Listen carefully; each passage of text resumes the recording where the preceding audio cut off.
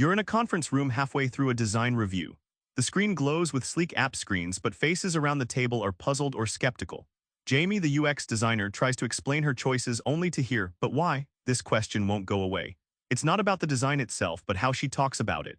If she can't crack this code, her hours of work disappear into a black hole of emails and debates. Before you present, imagine the room beyond the visuals. Different people see your design through wildly different lenses. This is your secret weapon or your trap. Tom tells how Jamie met her product manager, Carlos, who wasn't thrilled with the new interface. Carlos worried about user retention numbers dropping despite the fresh layout. Jamie realized Carlos was speaking metrics, not pixels, and reframed her explanation around lift in engagement instead of color choices.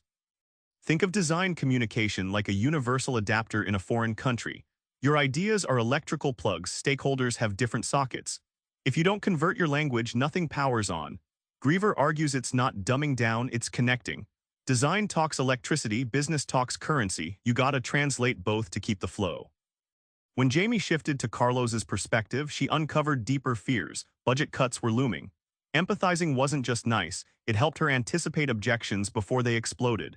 Suddenly, her design pitch wasn't a show, it was a conversation that answered unspoken doubts. Designs got a seat at the table precisely because she respected who was sitting there. Designs aren't static images, they're stories waiting to be told. But not all stories get heard. Here's how to make yours unforgettable. Jamie learned to start her presentations with a story about Lisa, a typical app user who struggles to book appointments. Instead of launching into UI elements, she painted Lisa's frustration in vivid terms. This hooked the room. Stakeholders stopped being passive observers and started rooting for Lisa's success. Her design became the plot's hero. Tom compares abstract design talk to giving someone a map with no landmarks. Concrete examples are like street signs and coffee shops, they make the path real. So instead of saying improved usability, Jamie showed a before and after scenario of Lisa's booking journey, real steps, real emotions.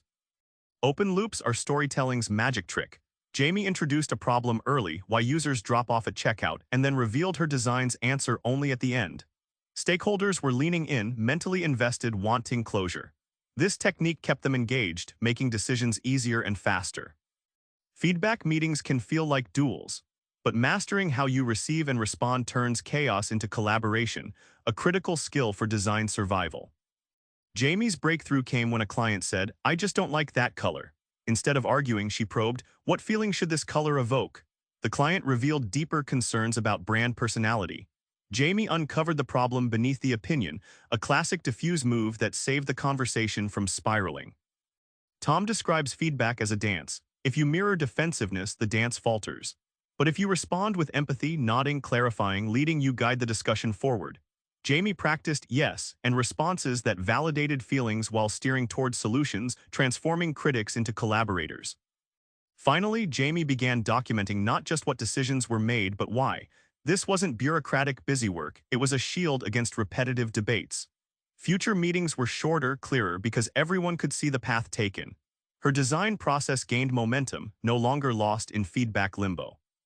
Back in that conference room with Jamie, those puzzled faces have shifted. Now there's nodding, questions, even real excitement. It wasn't magic. It was mastering the art of communication exactly where it counts. Next time you pitch your design, try this. Start by asking your audience what's really important to them.